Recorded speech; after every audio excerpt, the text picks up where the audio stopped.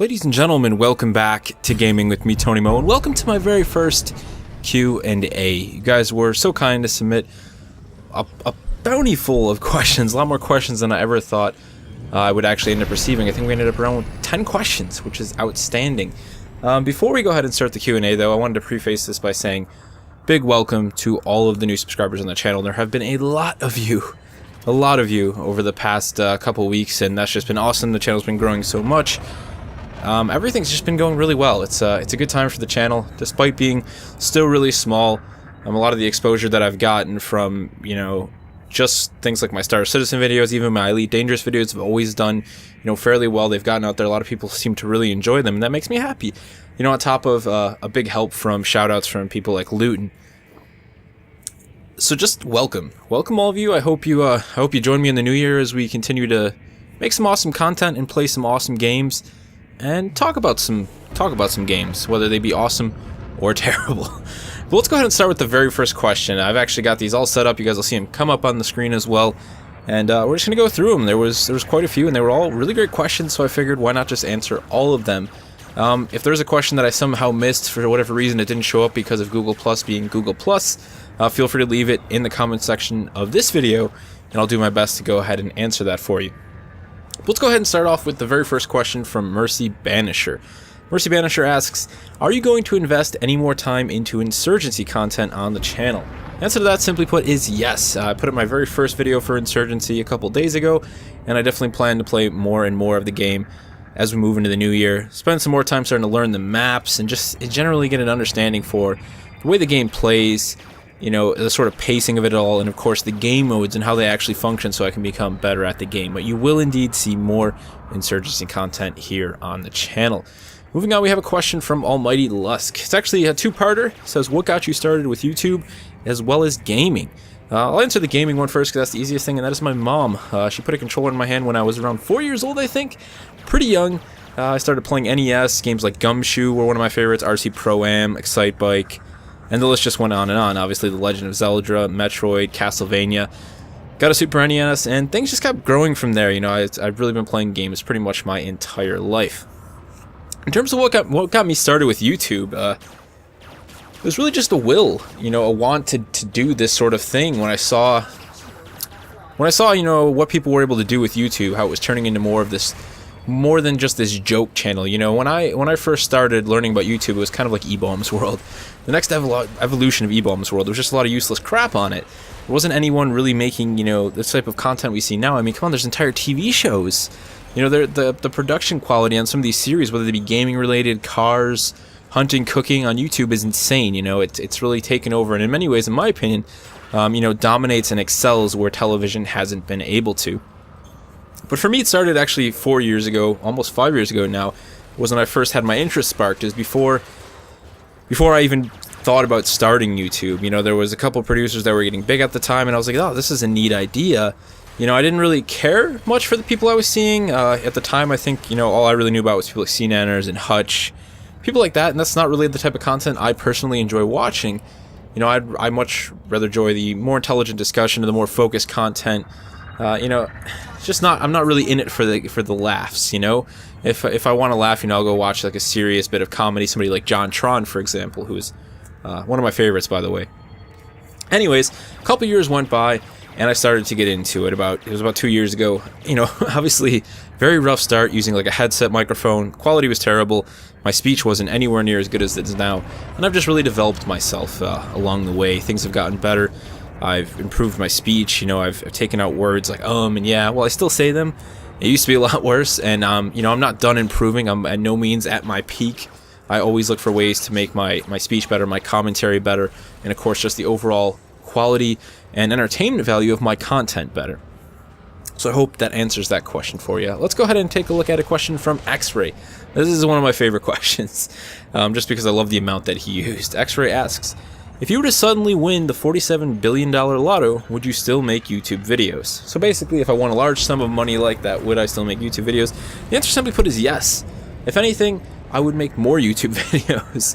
The fact of the matter is, You know, I want YouTube to be something I can do for a living. It's why I focus so hard on it. It's why I spend the amount of time I spend on it, because I want to be able to quit my day job and do YouTube full time. I want to say that this is what I do for a living. That would be absolutely wonderful.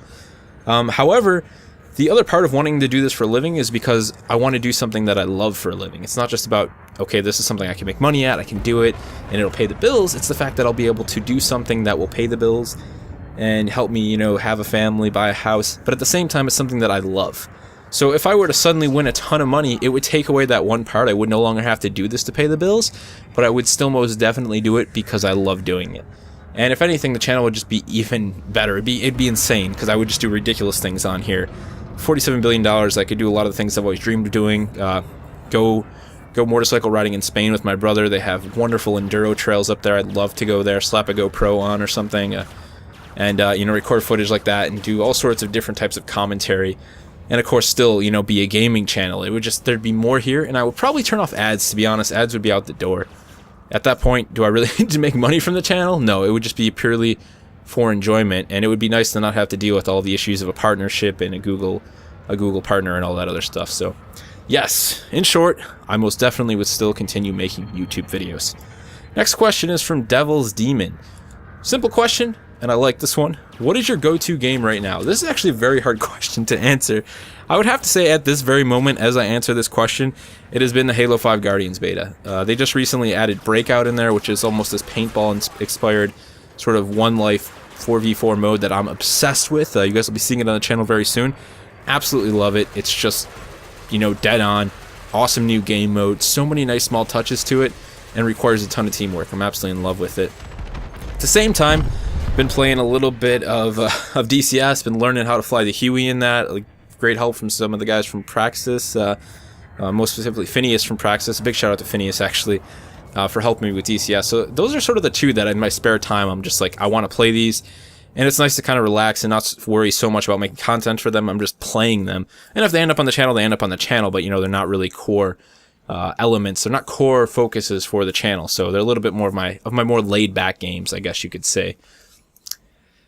Another question from Dragon Skater 575. How long did it take you to learn the basics of Elite Dangerous? I was actually fortunate enough to purchase Elite before it released, not during the Kickstarter, but sometime after the Kickstarter when it dropped down to around $60 I bought in.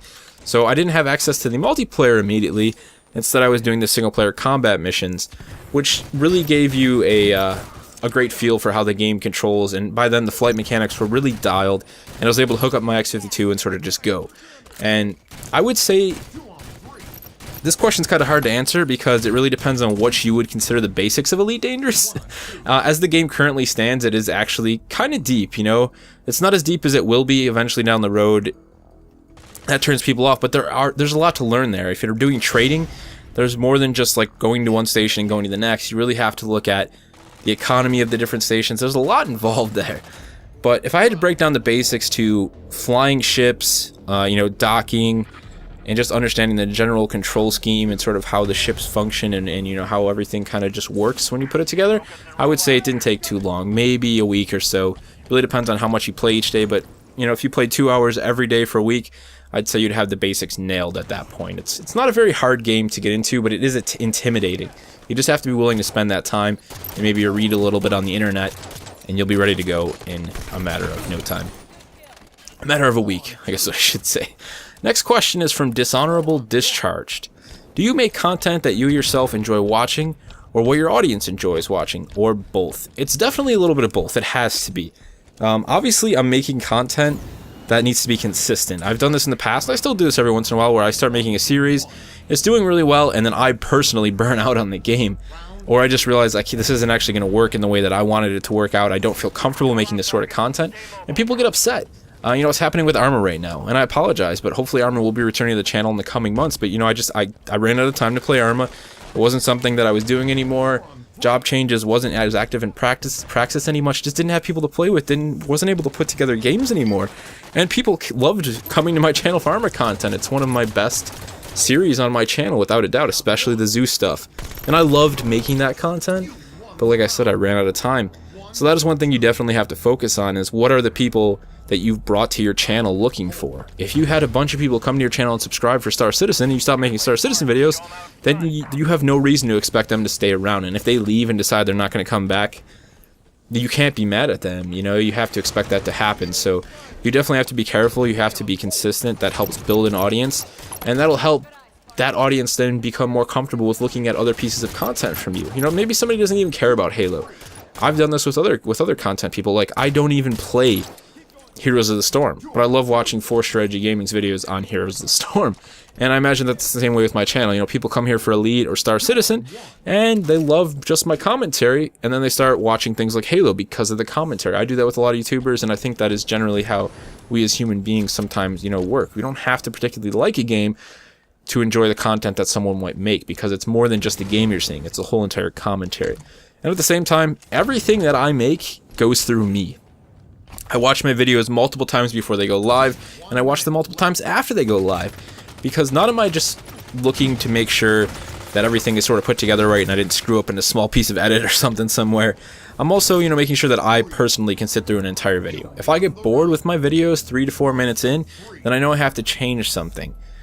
And of course the same thing goes, watching my videos is just valuable to me. I'm going to start to see where I'm making mistakes in my speech. It's just a good way to practice developing my sentence structure, and of course just overall improvement of my commentary.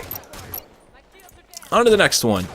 We have a nice question from Tackshaw. Tackshaw asks, will you play with other YouTubers in the new year? I hope so. There's a lot of talk. Obviously, Luton and I have always been trying to do stuff. We're just both on 2 different spectrums of the planet. He's over there in London, I'm over here in the States on the East Coast. So whenever we can get together, we try to. You know, we don't exactly play the same types of games. Luton is very, you know, heavy with Battlefield, and he's still playing a bit of Arma. For me, I'm, you know, sort of really big on the Elite right now and a couple other games. But we're hoping that we can do more stuff. You know, I loved doing the one video I did with him, and you know, if I could get together with him for some Elite, we sort of talked about maybe, you know, it was a brief conversation in the comments about myself as well as him, as well as like somebody like Blue Drake or a couple other people getting together to play some Elite. So hopefully, I would really like to make that happen. We'll see how it goes. You know, it's just going to be awesome. It's always great to get together with other creators like yourself, other content creators who, you know, could sit down and make some great content together and have a good time while doing it. So we'll see how that goes. Banana Peeler 602 asks, what is your favorite game genre besides FPS? I've gotten to that point in my life where I like a lot of things. You know, I'm playing everything. I mean, I just told you I was playing DCS, and then 5 minutes later I'm playing Halo 5. I don't know if you can get like a more sporadic, you know, obsession with game genres there, but I'd have to say RPGs. RPGs and, you know, sort of action-adventure games of that nature, like Legend of Zelda, Skyrim, obviously, The Witcher. You know, those games really are on the top of my list. I especially love really deep RPGs that are well-constructed. Deep RPGs are nice, but when they're not put together well, they just feel kind of intimidating. But if you can find that RPG that has a lot of elements that you can explore and a lot of areas you can dive into, that feels a little bit challenging, but in the end is really rewarding, that's what I like. That's why I love The Witcher 2 so much. Wasteland 2 is great for that reason, and of course Fallout is really just kind of the perfect blending of all of those things alongside of Skyrim, so it would definitely be RPGs. Gunslinger 2580 asks, as a YouTuber, do you think the personality given off by your content would change if you reached, say, 500,000 subscribers? I would say no. You know, my content is me. It's as raw as it gets. I don't edit myself at all for any of this. I don't try and be someone I'm not. You know, sometimes I'm goofy, sometimes I'm serious. That's just me, you know? And I often feel like I could express my goofy side a little bit more, and sometimes I feel like I could express my serious side a little bit more, but I choose to just, you know, come across as I come across naturally. I don't try and edit it. I don't try and overthink things. Having more subscribers would pretty much just make me be a happier person. Not that I'm not happy. Very happy in life. Things are going great for me. I'm working hard, and it's paying off. But having 500,000 subscribers would almost guarantee I'm no longer working my day job and I'm doing YouTube full time, which would just mean that I would just be generally a happier person. I mean, it's that simple. Who actually likes going to their 9-to-5 grind? No one does. Having that out of your life is obviously going to enhance the quality of your life. Even if the quality of your life is already great, it's going to make it better, and I'm sure that would shine through a little bit, but my personality would most definitely not change. Some things with the channel would probably change. I've actually considered, when I got to that many subscribers, disabling comments because I feel they become useless. I'd much rather create another place where people who actually want to talk with me about my content, not just about me, you know, actually talk with me about the content I make, would be a valuable place. A forum, you know, probably, or something like a subreddit where I can actually make sure I'm active there weekly. You know, just responding to as many comments as I can and getting involved and making sure that it doesn't turn into a place where people are talking about me. As I said, I feel that's very important. I don't want people to be talking about me in a forum that I've created. I want to be talking with those people. I feel that would be a key to sort of helping, you know, keep the community, the viewership surrounding the channel, you know, without alienating people by just turning off the comments and saying that's it. You know, I feel the comments are useless. I hate having to read through all this long list. When you're on other people's channels, it just ends up being a bunch of trolly crap. However, you know, you create a forum where people have to spend a couple minutes to sign up, you eliminate a lot of that uselessness. You know, you get rid of a lot of that, and people can come and they can speak their mind. You know, I'm not saying I'm just gonna, you know, I'm not saying when I say trolly stuff, I see people who are saying negative comments. If you want to say something about my video, you don't like it, that's fine. But it's the people who are going to be there to solely cause issues with other people who are just trying to enjoy the video and actually voice their opinion. That's when it becomes an issue. That is why I personally think the comments, when you have that many subscribers, are useless. And again, I would take it somewhere else. Maybe when that time comes, I'll think a little bit differently. But you know, that's currently my stance on it right now. Great question. Last question. I actually answered part of Burley Charlton's question earlier in a video. He asked about hype, and that was when I was like, okay, it's time to make this hype video. Somebody asked me finally, I'm doing it. However, he asked another question that was a bit more complex. Essentially, it was regarding the degradation of the Battlefield community. Now, I didn't actually want to talk about the Battlefield community specifically because I can't say that I'm really an active part of it.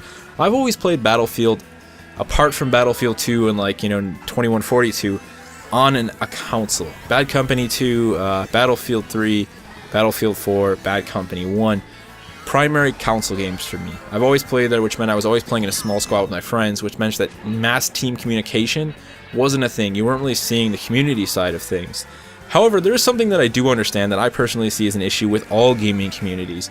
And a lot of it has to do with the people who are the active members in the community, the ones that are always there, who should be setting a great example for the new players and helping them sort of understand the game, understand what they should and shouldn't be doing, and helping everyone be more cohesive and had a good time. Instead, you have this large portion of the communities, you know, these people who are always around, who are just being, you know, sort of elites. They have that elitism. Everybody else below them sucks. New players suck. Christmas noobs go away, blah, blah, blah. That's just a terrible attitude that we all have. Now, I know that not everybody out there has that, but that seems to be, you know, that is the majority, the minority that is speaking out. Those of us who are sitting by, nearby, who just want to have a good time in the game, who aren't, you know, concerned that the person next to us just bought the game, we need to be more vocal. We need to reach out. We need to hop on the mic. When you're on a console, turn off the party chat. Get into a game. See that new player who's obviously struggling. He's ranked 2. Ask him if he, you know, can I help you, dude? Hey, do you know how the game works? You know, is this for your first day? Did you just get this for Christmas? Like, the last thing some 15-year-old needs to hear when he finally gets his hands on Battlefield 4, he has no money, he doesn't even have a job yet, he's 15, his parents buy him Battlefield 4 for Christmas, and some person just starts screaming at him. Think about how awful that is. It actually makes me sad to even think about, you know, that would happen to somebody. Grab that person. Help them. Help them understand how the game works. Help them have a good time. Help them enjoy that Christmas present the way that they always thought they would enjoy it. And do that in every community. Not just Battlefield, not just Call of Duty and Halo and World of Warcraft.